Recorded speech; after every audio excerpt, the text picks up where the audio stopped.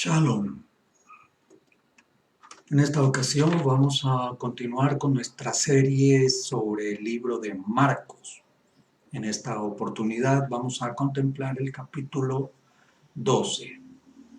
Comenzamos con este verso del libro de Hechos 17:11, donde se nos dice: y estos eran más nobles que los que estaban en Tesalónica, pues recibieron la palabra con toda solicitud, escudriñando cada día las Escrituras para ver si estas cosas eran así. Nos presentamos ahora delante del Todopoderoso Israel para pedirle perdón por nuestras ofensas, Padre Todopoderoso. Confesamos que te fallamos de alguna manera, de pensamiento, de palabra, por acción o por omisión. Te pedimos perdón, Padre, que nos tengas paciencia, que nos perdones, que nos des de tus herramientas para poder vencer toda circunstancia, todo pensamiento, toda actitud que pretenda alejarnos de tu camino, de esa senda estrecha que nos ha mostrado a través del Mesías Yahoshua. Para el Todopoderoso Israel, toda honra, alabanza y adoración por los méritos del Mesías Yahoshua. Amén. Y tenemos este verso de Juan que nos dice: porque si creyeseis a Moisés, me creeríais a mí, porque de mí escribió él. Pero si no creéis a sus escritos, ¿cómo creeréis a mis palabras? Muy bien, Marcos capítulo 12, y entramos al verso 1 que nos dice lo siguiente.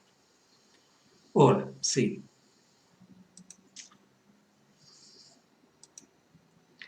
Entonces comenzó a hablarles en parábolas.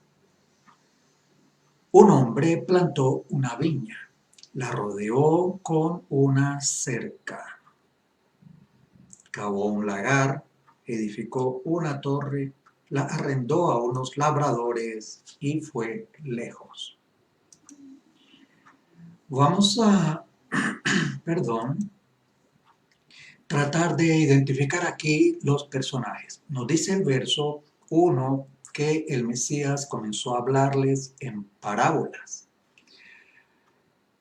¿Qué es una parábola? La parábola es un instrumento pedagógico.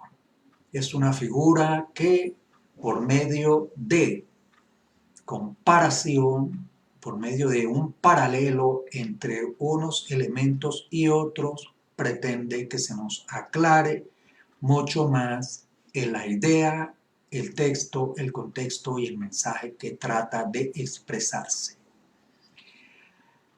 Vamos a ver las parábolas del maestro conociendo su particular pedagogía, una pedagogía muy especial que manejaba nuestro maestro con el fin de, a través de sus elementos y de sus personajes que nos muestran las parábolas, tratar de entender cuál es el mensaje que el maestro trata de comunicarnos. Tenemos aquí en este verso 1 una parábola que nos habla de un hombre, de una viña, de una cerca, de un lagar, de una torre, de unos labradores que se convierten en arrendatarios, y nos dice el texto que el hombre se fue lejos. Muy bien. Aquí tenemos una viña.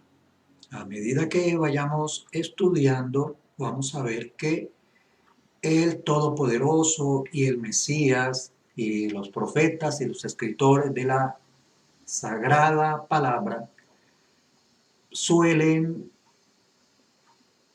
utilizar este término, la viña, para representar al pueblo de Israel. Igualmente utiliza el término de higuera para representar una parte de ese pueblo de Israel. La viña es un elemento agrícola que tiene otros elementos que también utiliza el maestro para darnos enseñanzas. Vemos un hombre que plantó una viña. El que planta la viña es, por supuesto, el dueño de esa viña. Y ese hombre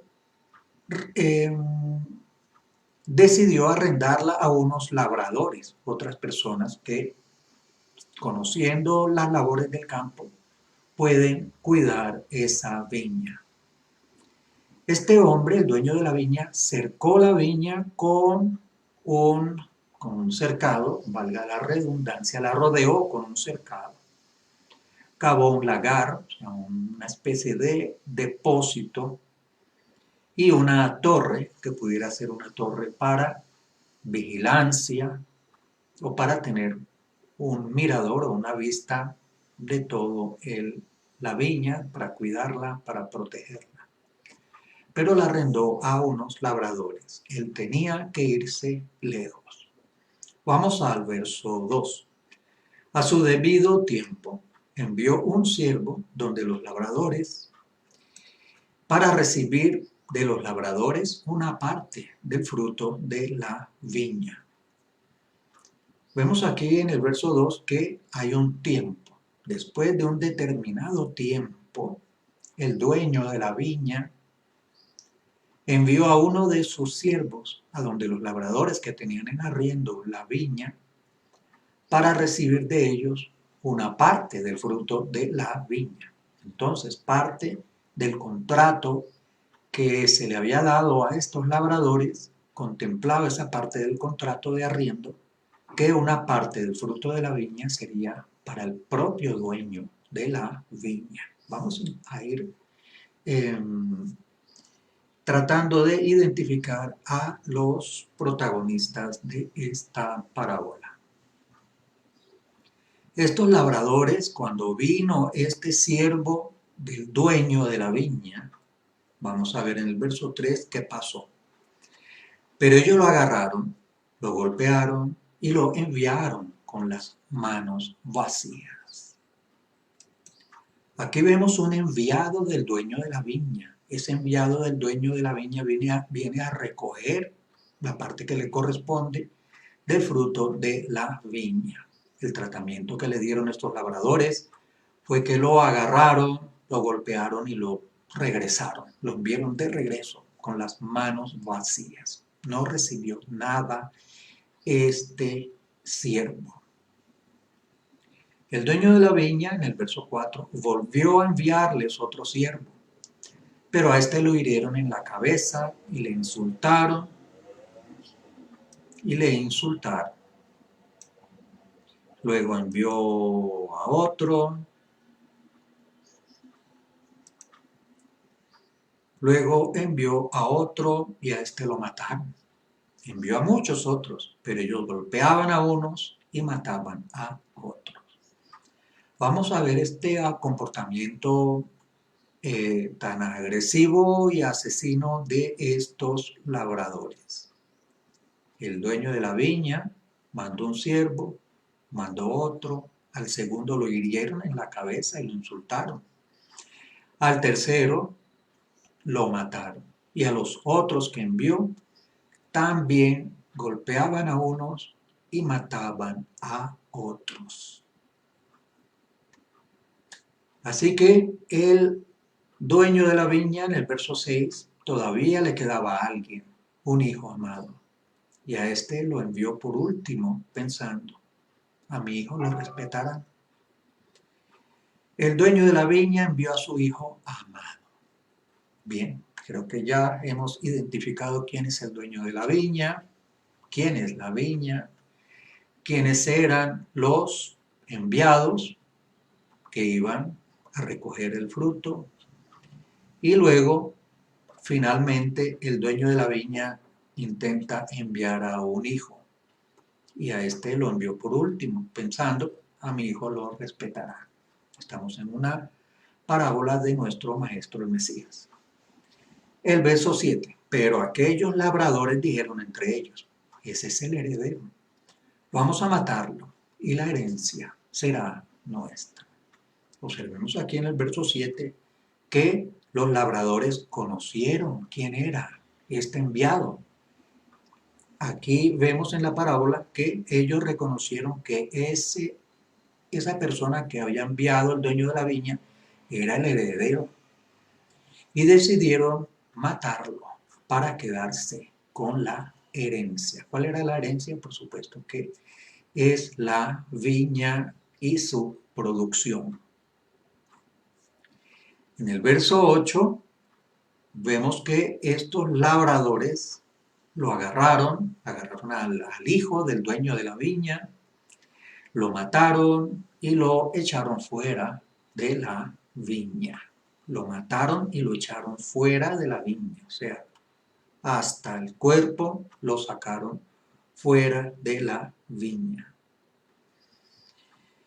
Y entonces, en vista de que ya se aclararon los personajes de los elementos de esta parábola, el maestro pregunta: ¿qué hará entonces el dueño de la viña?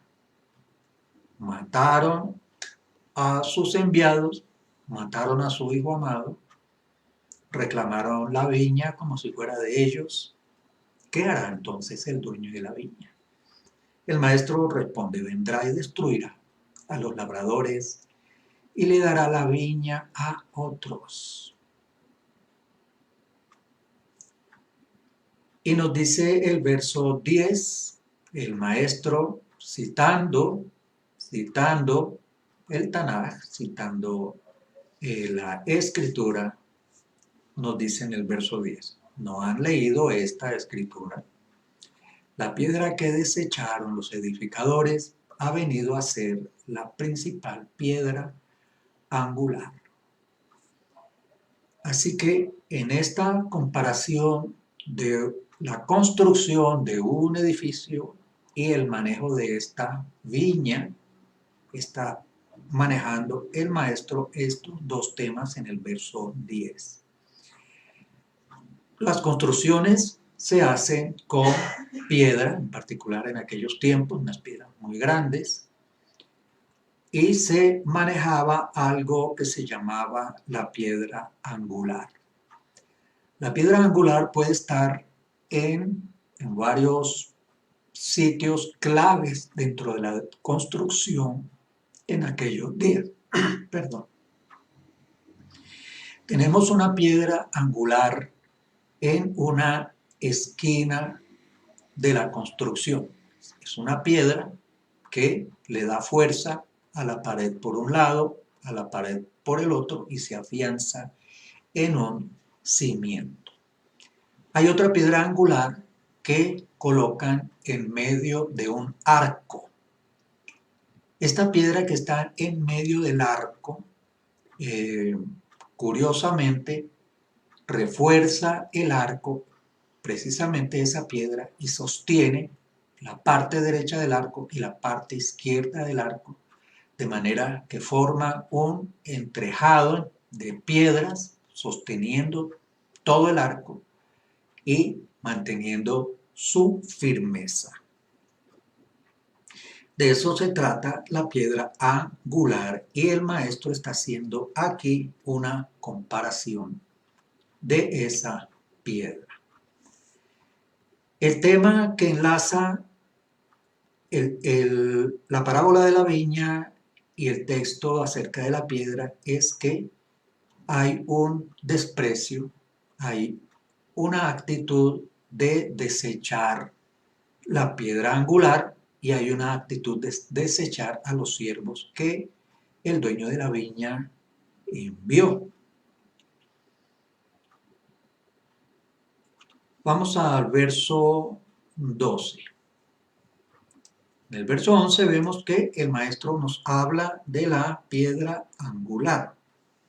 Vamos al verso 12 que nos dice lo siguiente: de parte de Yahweh sucedió esto, y es maravilloso a nuestros ojos. Así que, ¿qué es lo maravilloso de esta situación? Maravilloso aquí podría tomarse como algo que es extraño o algo que es curioso, fuera de lo común, algo maravilloso, algo fuera de lo común a nuestros ojos. Una piedra que se desecha y que es la que le da fuerza a una construcción es la roca, que le da fuerza a un edificio. Y unos enviados que son despreciados, que vienen no solamente a reclamar lo que le pertenece al dueño del lugar, sino a cumplir con un contrato que se había realizado. Vamos al verso 12. Esto aquí está sucediendo, esta escena está sucediendo donde el maestro Yahoshua está enfrentando a un grupo de fariseos, saduceos, sacerdotes, personajes de mucha autoridad, escribas, los sabios, los con grandes conocedores de la Torá. Por supuesto que ellos eran conocedores, eran muy sabios en la Torá y mientras el maestro hablaba, trataban también de comprender si estas palabras iban dirigidas contra ellos o cuál era el trasfondo de este mensaje que estaba enviando el maestro. Y lo vemos allí en el verso 12. Entonces ellos trataron de echarle mano porque se dieron cuenta de que en aquella parábola se había referido a ellos. Pero le tenían miedo a la multitud, de modo que lo dejaron y se fueron. Entonces aquí el mismo texto nos está indicando quiénes eran los protagonistas de esta parábola, de tal manera que ellos mismos, los fariseos, se autoidentificaron. Y vamos a volver a la parábola y vamos a preguntar entonces, ¿quiénes son? ¿Por qué se identificaron los fariseos con los personajes de esta parábola? Y preguntemos, dentro de esta parábola entonces, ¿quiénes son esos fariseos? La respuesta es obvia, estos labradores. Estos labradores despreciaron a los enviados por el dueño de la viña, despreciaron no solo eso, sino que hasta mataron al hijo del dueño de la viña. ¿Cuál era el objetivo de esos labradores? Quedarse con la viña, apropiarse de la viña. Así que dentro de las parábolas del maestro, el mismo texto muchísimas veces nos habla y nos explica con grande detalle en qué consiste esa parábola. Desde el comienzo hemos visto que en este enfrentamiento entre los fariseos y los saduceos, el maestro colocaba unas parábolas para que tanto su auditorio como sus seguidores, sus discípulos, pudieran discernir los personajes que él manejaba. Algunas veces eran tan complejas que ni siquiera los mismos discípulos del maestro las comprendían y le preguntaban qué quiere decir esa palabra y él les respondía y les explicaba. Vamos al verso 13 y nos dice: después le enviaron algunos de los fariseos y de los herodianos para que lo entramparan en alguna declaración. Aquí estamos viendo entonces nuevamente que el maestro se ve enfrentado a estas pruebas de parte de los fariseos y saduceos y herodianos y maestros de la Torá, sacerdotes, personajes con mucha autoridad, etc. Verso 14. Cuando llegaron le dijeron: Rabí, sabemos que eres un hombre veraz y que no te cuidas de nadie, porque no miras la apariencia de los hombres, sino que con verdad enseñas el camino de Elohim. Y aquí viene entonces la cascarita que siempre le colocaban en forma de prueba, y hemos visto que el maestro superó todas estas pruebas en una forma muy amplia. Y la pregunta es lícito pagar impuestos al César o no? ¿Pagaremos o no pagaremos? Vemos aquí entonces estas preguntas capciosas de los fariseos. ¿Para qué hacían esto? Para entramparlo en alguna declaración. Pero sabemos que todas las cosas que suceden tienen su lado bueno, mientras que para ellos era un objetivo oscuro. Todas estas respuestas del maestro daban a comprender que él contenía toda la sabiduría de la Torá y era el hijo de Elohim. Y observen ustedes ese tratamiento como un elogio hipócrita de parte de ellos cuando le dicen, tú eres un hombre veraz y no te cuidas de nadie, no miras las apariencias de los hombres, con verdad enseñas el camino de Elohim. Aquí unos elogios de parte de estos fariseos y herodianos, pero allí estaba la intención de entramparlo en alguna declaración. Vamos al verso 15 que nos dice, entonces él, como entendió la hipocresía de ellos, les dijo, ¿por qué me prueban? Tráiganme un denario para verlo. Así que el maestro conocía completamente que aquí estaban utilizando por medio de esa hipocresía que lo estaban poniendo a prueba. Recordemos que al maestro lo pusieron a prueba también allí en el monte, en un monte. Tráiganme un denario para verlo, pidió el maestro. Cuando se lo trajeron, él les dijo, ¿de quién es esta imagen y esta inscripción? Le dijeron, del César. Entonces Yahoshua les dijo, denle al César lo que es del César y a Yahweh lo que es de Yahweh. Y se admiraron de él. Veamos este pasaje en el cual ellos mismos tuvieron que admirarse, los mismos fariseos, herodianos y todos estos personajes sabios de la Torá, entre comillas, se admiraban de esta sabiduría sobre la Torá y de estas respuestas brillantes y maravillosas de parte de nuestro maestro. Vemos allí en el verso 18, entonces vinieron donde él unos saduceos, otros personajes de esos que integraban ese grupito de acusadores, de ese grupito que trataban de entrampar al maestro, pero que con sus palabras simplemente estaban ante el público en general ayudando a probar que el maestro sí era la Torá, prácticamente la Torá viviente y el hijo del maestro y el Mesías escogido. Vinieron entonces a él unos saduceos, los que dicen que no hay resurrección, y le preguntaron, muy bien, el tema de la resurrección es un tema que, como lo vemos allí, dio causa de mucha controversia y habían dos grupos principales, el grupo de los fariseos que sí creían en la resurrección y el grupo de los saduceos que no creían en la resurrección. La resurrección está documentada en las profecías de Isaías, Jeremías, así que no hay discusión acerca de este tema.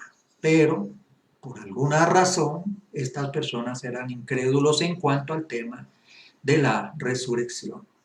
Y en ese afán de ponerle trampas y pruebas al maestro, le preguntan, Rabí, Moshe nos escribió que si el hermano de alguno muere y deja una esposa pero no deja hijos, su hermano debe tomar la esposa y levantarle descendencia a su hermano. Eso es lo que aparece en la Torá y es una ley que se llama levirato. Muy bien, en el verso 20 entonces ellos con esta premisa empiezan entonces a presentarlos la situación que ellos quieren que se resuelva por parte del maestro. Había 7 hermanos, 7. El primero tomó esposa y murió sin dejar descendencia. La tomó el segundo y murió sin dejar descendencia. El tercero de la misma manera. Y así, de los 7, ninguno de los 7 dejó descendencia. Después, de todos modos, murió también la mujer. Entonces la pregunta capciosa la vemos en el verso 23. Cuando se levanten en la resurrección, viendo que ellos ni siquiera creían en la resurrección, cuando se levanten en la resurrección, ya que los 7 la tuvieron por esposa, ¿de cuál de ellos será esposa? Vamos a ver la respuesta de nuestro maestro. Entonces Yahoshua les dijo, no estarán ustedes equivocados en eso, porque no conocen las escrituras, ni tampoco el poder de Elohim. Este planteamiento al maestro se le hace por demás absurdo, incoherente, fuera de foco, en fin. Lo cataloga que ellos, por este planteamiento que están presentando, no conocen las escrituras, ni tampoco el poder de Elohim. Y la respuesta es, ustedes no conocen porque cuando resuciten de entre los muertos, no se casarán, ni se darán en casamiento, sino que serán como los mensajeros que están en los cielos. Y con respecto a si resucitan los muertos, ¿no han leído el libro de Moisés cuando le habló Elohim desde la zarza, diciendo, yo soy el Elohim de Abraham, el Elohim de Isaac y el Elohim de Jacob? Yahweh no es un Elohim de muertos, sino de vivos.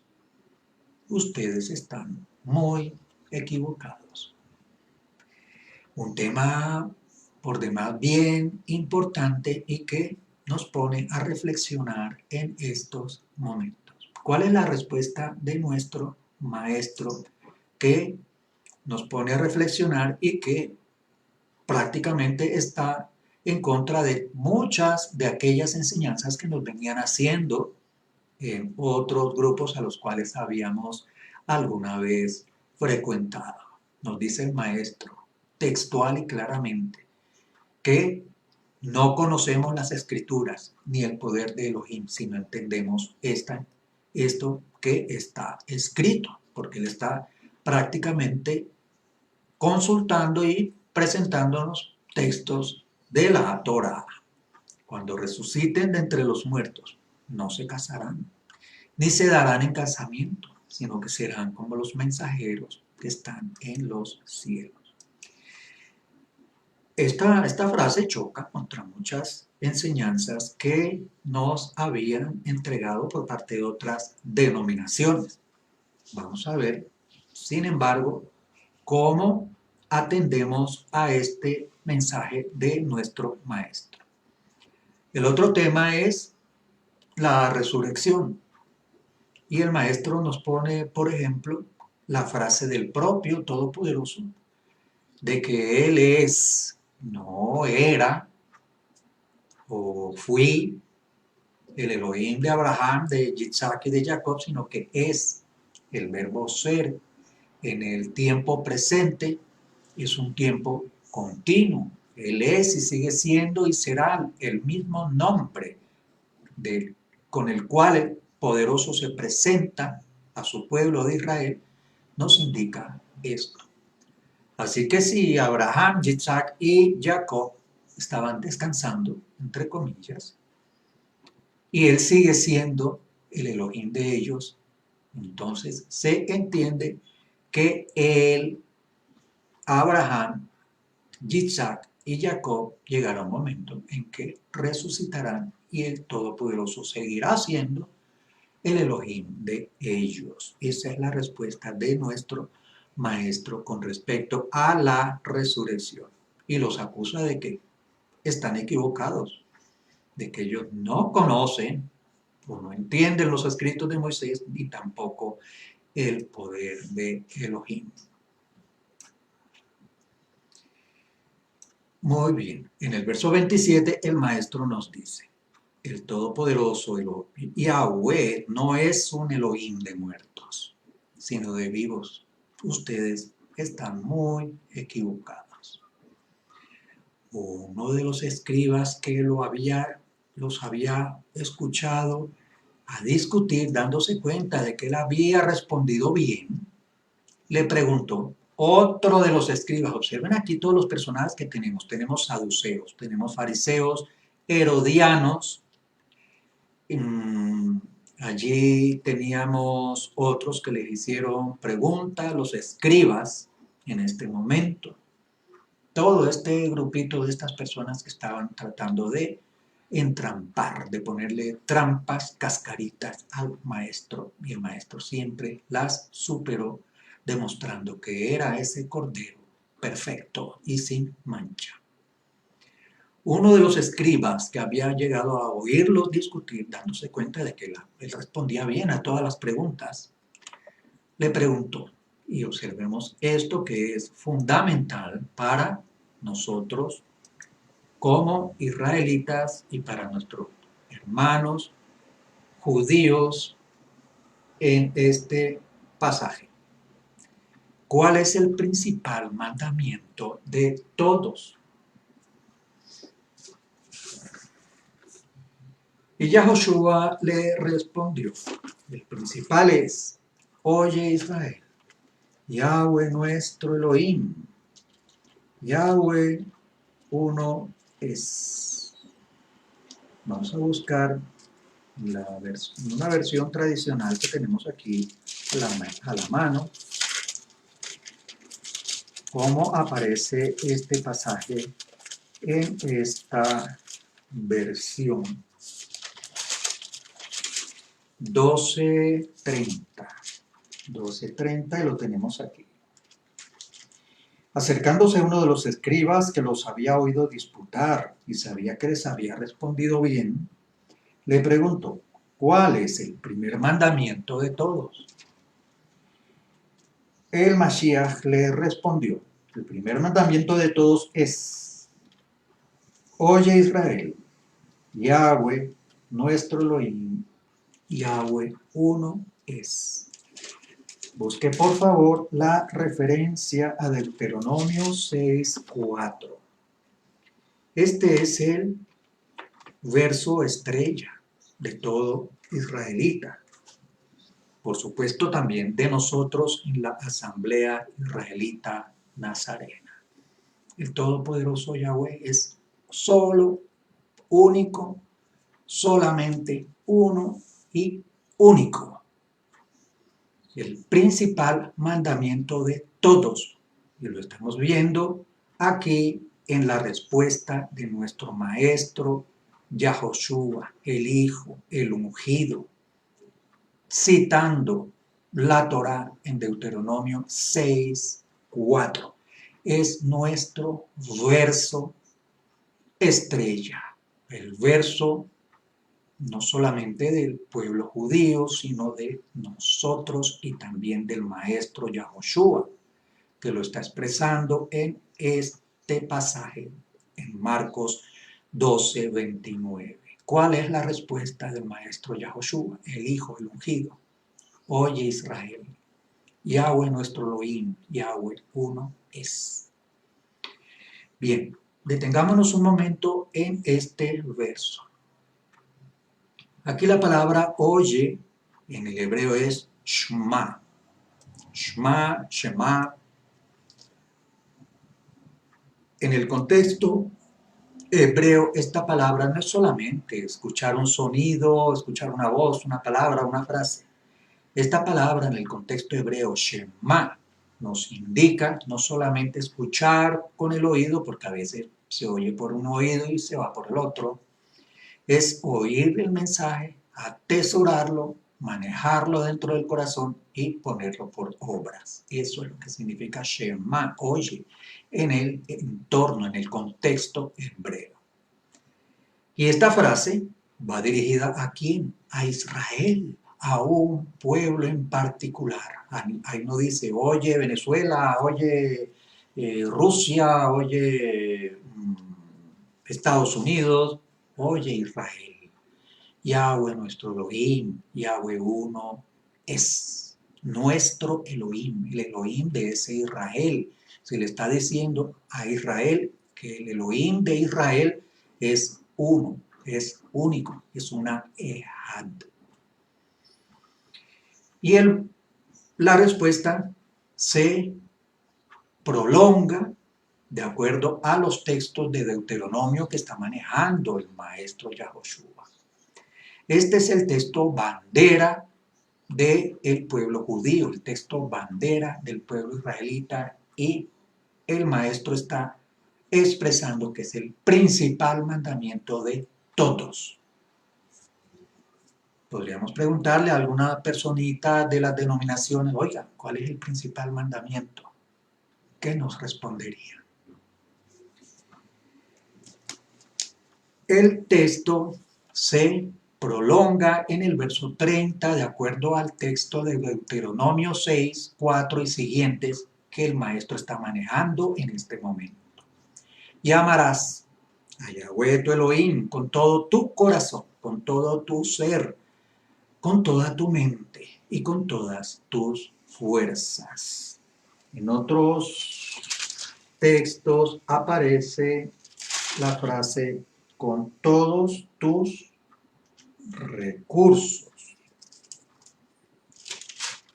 Aquí tenemos entonces el texto del primero y principal y más importante, el fundamental, el texto estrella, el texto base de todo israelita y de todo judío, de todo israelita nazareno. Oye Israel, Yahweh nuestro Elohim, Yahweh uno es. Y amarás a Yahweh tu Elohim con todo tu corazón, con todo tu ser, con toda tu mente y con todas tus fuerzas. Y el maestro no se queda ahí. El maestro no le preguntaron por el segundo, le preguntaron por el principal mandamiento, pero él lo extiende en el verso 31 y nos dice, y el segundo, o sea que el primero es, amarás a Yahweh, oye Israel, Yahweh nuestro Elohim, uno es, y lo amarás con todo tu ser. Y el segundo es este, amarás a tu prójimo como a ti mismo. No hay otro mandamiento mayor que estos. Veamos el verso 31. El segundo es este. Amarás a tu prójimo como a ti mismo. Por allí comentaba alguien esta tarde que con fundamento, pero con ciertas limitaciones, que primero tenemos que amarnos a nosotros mismos para después amar a nuestro prójimo como un espejo. Así como yo me amo a mí mismo y deseo lo mejor para mí y trabajo y propendo por conseguir lo mejor para mí mismo, eso mismo debo hacer para mi prójimo. Amarme a mí mismo, no llegar a los extremos de la egolatría, de adorarme a mí mismo, como algunas personas terminan haciéndolo.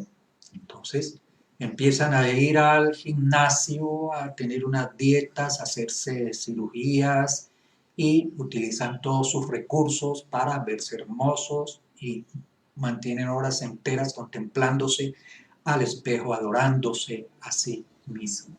Ojo con esos extremos.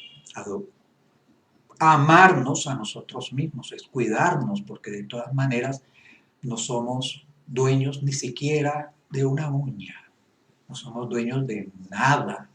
Nuestro dueño es el Padre Eterno Todopoderoso y tenemos que cuidar eso que es de Él, ese templo donde queremos que Él habite, cuidarlo y de esa manera prepararnos para, de esa misma manera, amar a las demás personas. Y el maestro termina su respuesta con esta frase contundente. No hay otro mandamiento mayor que estos dos. Así que en esta enseñanza el maestro nos está poniendo de presente el primer y más importante mandamiento y el segundo más importante. Amar al Todopoderoso con todo nuestro corazón y con todos nuestros recursos y fuerzas. Y amar al prójimo como a nosotros mismos. No hay otro mandamiento mayor que estos dos.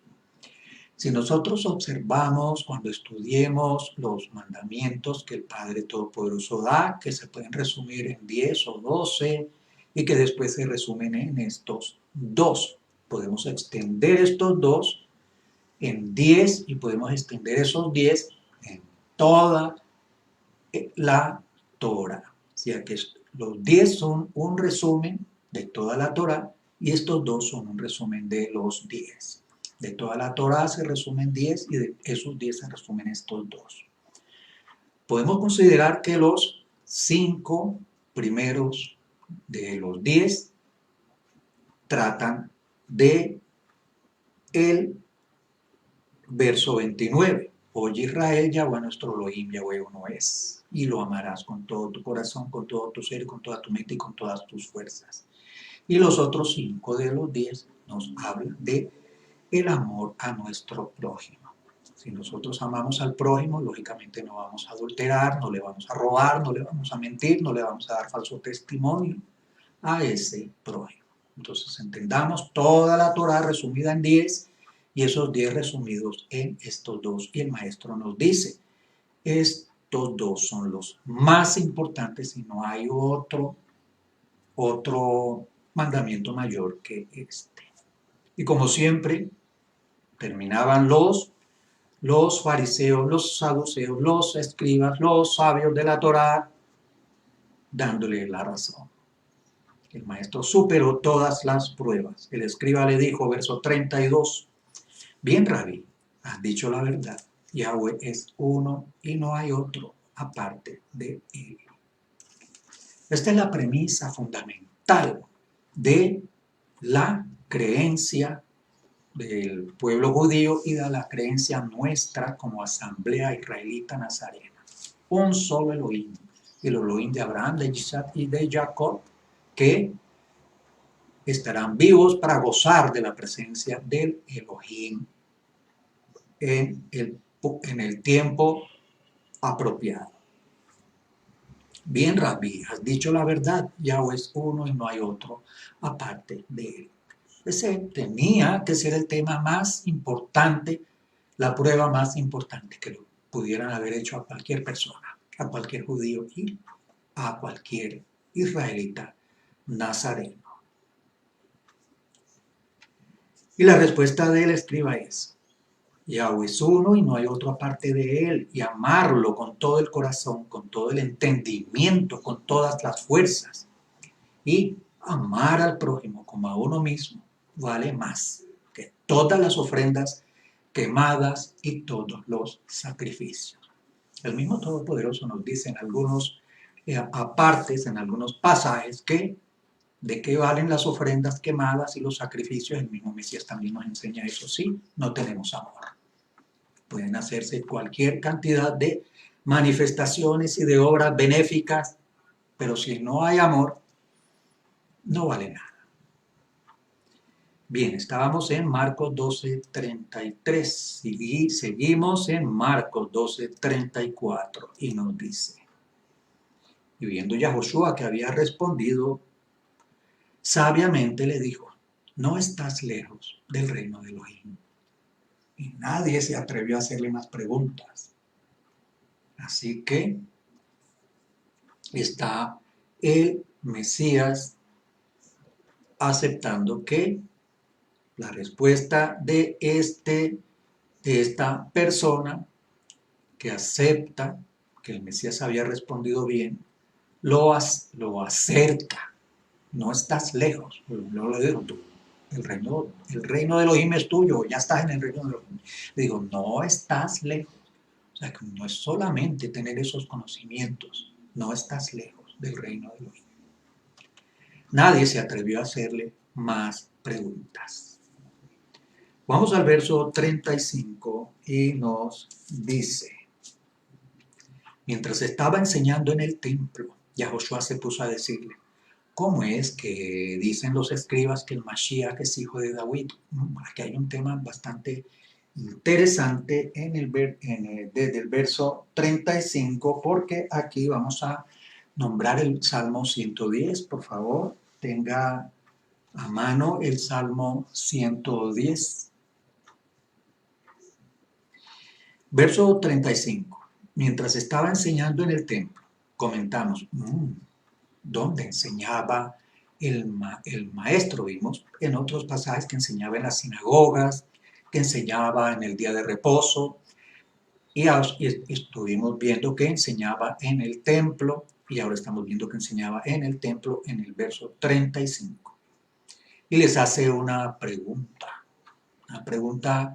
muy difícil porque hemos visto que ellos no habían entendido bien el contenido del Salmo 110. Además, ahí en el Salmo 110 se maneja la palabra Elohim, que ha dado pie para tanta confusión que hasta los mismos rabinos y fariseos tienen confusión con ese tema del Salmo 110.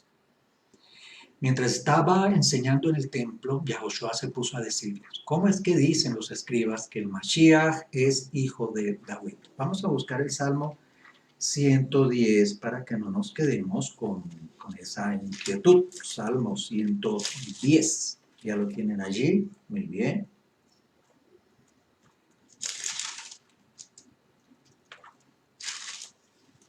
Salmo 110. En la versión tradicional dice, Elohim dijo a mi Elohim, siéntate a mi diestra hasta que ponga a tus enemigos por estrado de tus pies. Así que aquí, en el Salmo 110, aparecen dos Elohim. Uno hablándole a un Elohim, hablándole a otro Elohim, como si fuera una divinidad hablándole a otra divinidad, o un señor hablándole a otro señor. El Señor le dijo a mi Señor, Elohim le dijo a mi Elohim. Entonces, hay dos o hay uno, ¿quién le dice al otro? ¿Quién recibe ese dicho, esa frase? ¿Quién es el superior a uno o quién es el inferior al otro? ¿Quién le promete a uno o quién le promete a otro o es uno solo? El que está hablando, el Señor a mi Señor. Entonces hay confusión con ese texto del Salmo 110 y por eso allí se maneja por parte del maestro ese tema del Salmo 110. Y el maestro entonces, de ser el interrogado, pasa ahora a ser el interrogante, el que hace las preguntas. Verso 36 nos dice, David mismo dijo, mediante el espíritu de santidad, dijo, y dijo Yahweh a mi soberano, siéntate a mi diestra hasta que ponga a tus enemigos debajo de tus pies. Textualmente, el Salmo 110 bajo el texto hebreo, no bajo el texto de la que manejan las denominaciones. El maestro les leyó, les recordó el texto tal como está en la versión hebrea. Dijo Yahweh a mi soberano, siéntate a mi diestra hasta que ponga a tus enemigos debajo de tus pies. En las versiones tradicionales suele haber confusión porque no discrimina quién le dice a quién es mayor que el otro.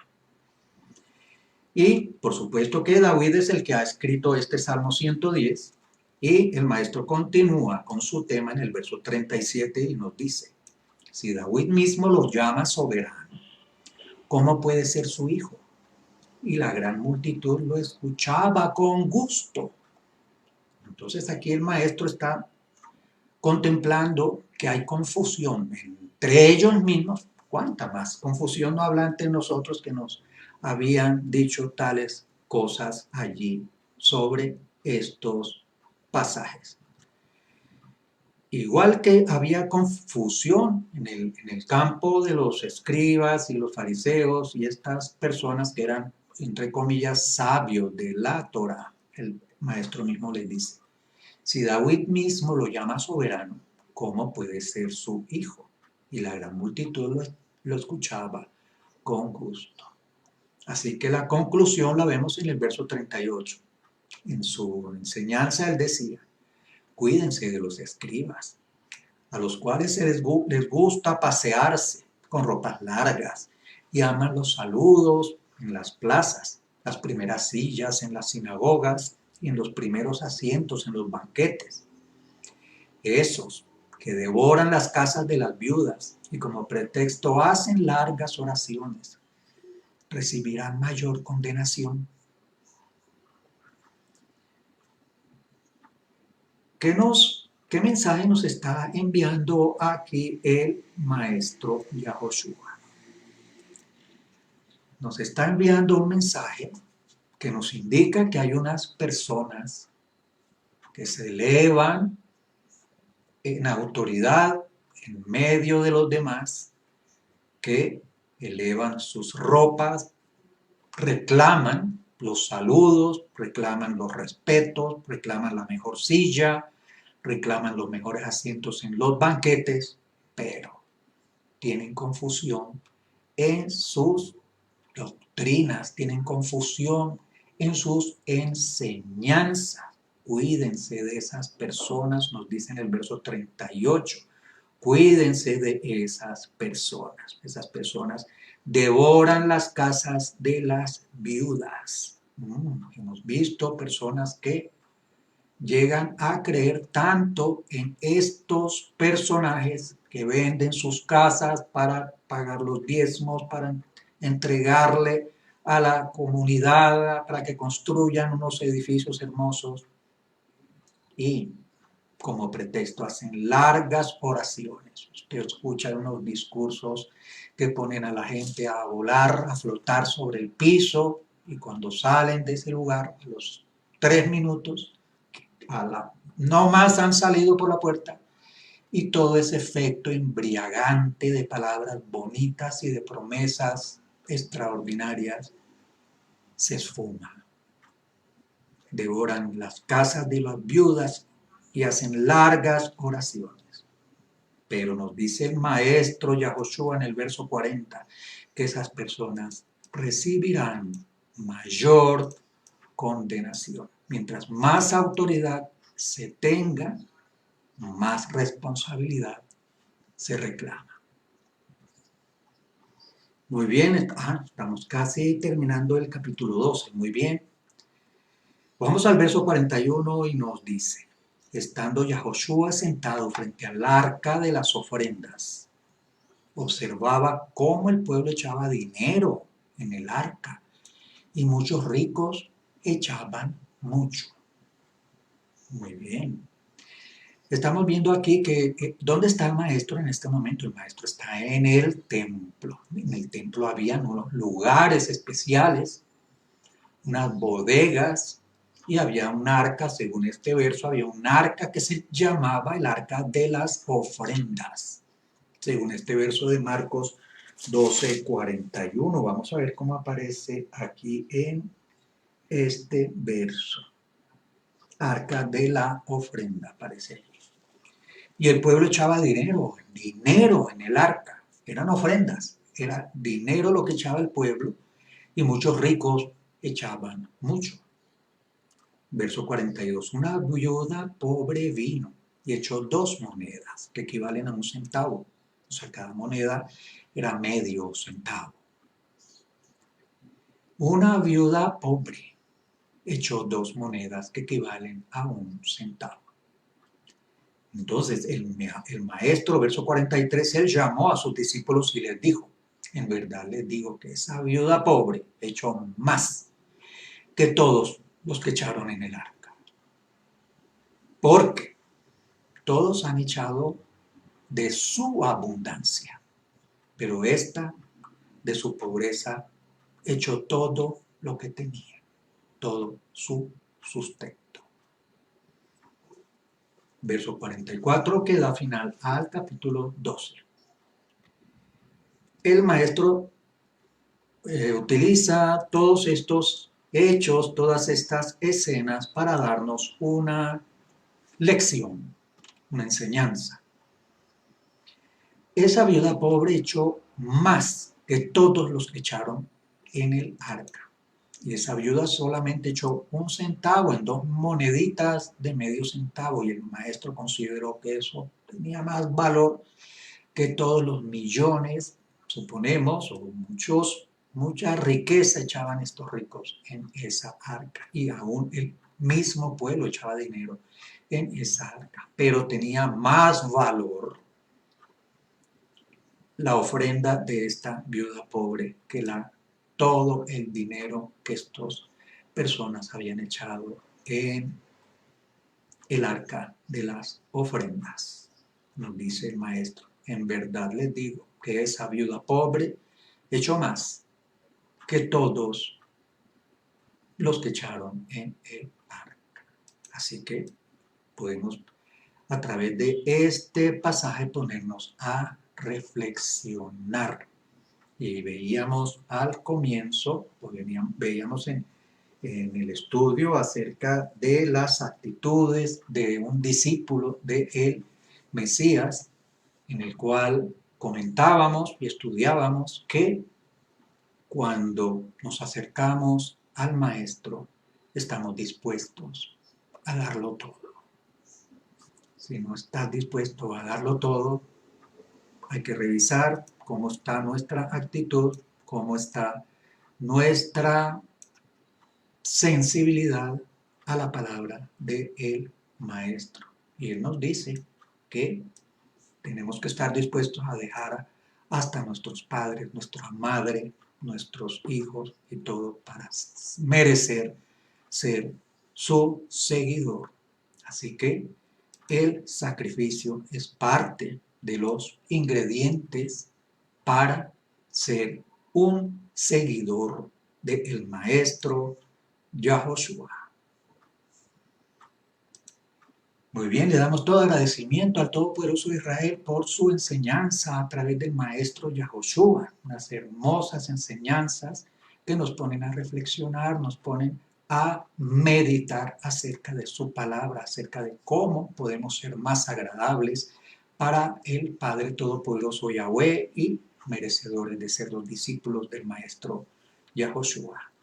Para el Todopoderoso Israel, toda alabanza, adoración y gloria por los méritos del Mesías Yahoshua. Amén. Shalom. Y hasta otra oportunidad.